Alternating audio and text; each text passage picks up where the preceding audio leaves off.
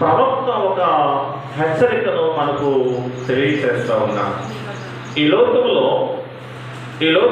ఏ మనిషిని అమెరికా గ్రంథము 7వ అధ్యాయము 5వ వచనంలో ఉన్నటువంటి మాట 767వ పేజీ చదువుదా.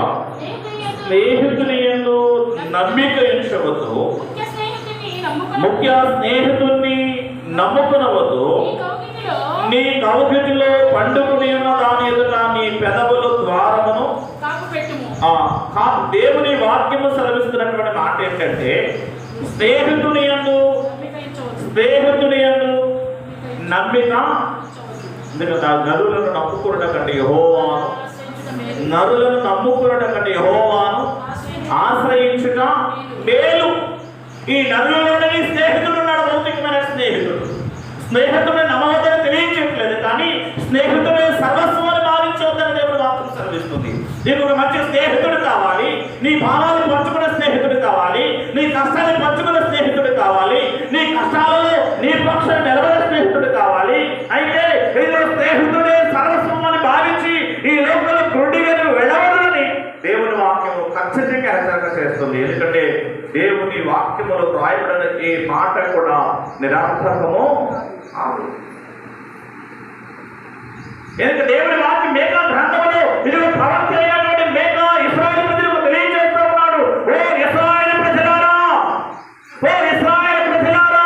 ఇదిగో దేవుని మీద ఆధారపడి ఉన్నటువంటి ప్రజలారా, మీరు ఒకసారి ఆలోచన చేయండి.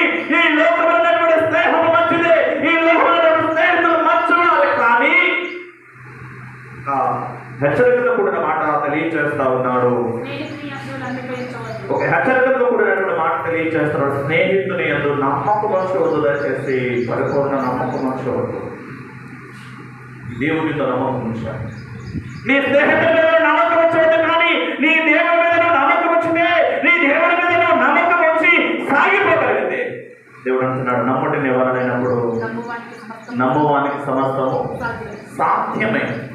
ఒక స్నేహితుడు అనవచ్చు, నమ్మటం నీ వల్ల అయినప్పుడు ఏదైనా జరుగుతుందని.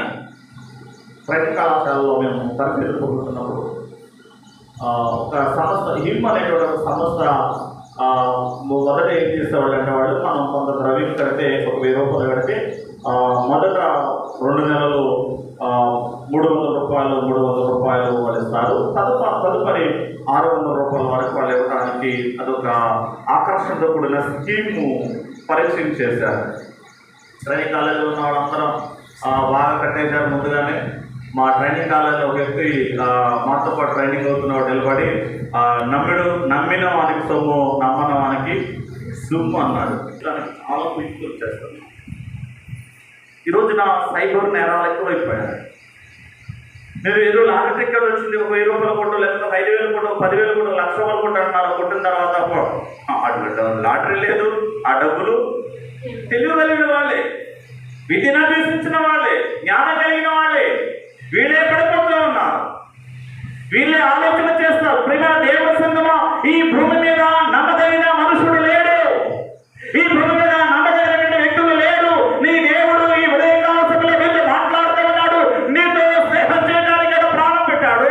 నీతో స్నేహం చేయడానికి ఈ భూమి మీద ఇదిగో ఆయన అనేకమైన శ్రమలు అనుభవించాడు, అనేకమైన నిందలు ఆయన పొందుకున్నాడు.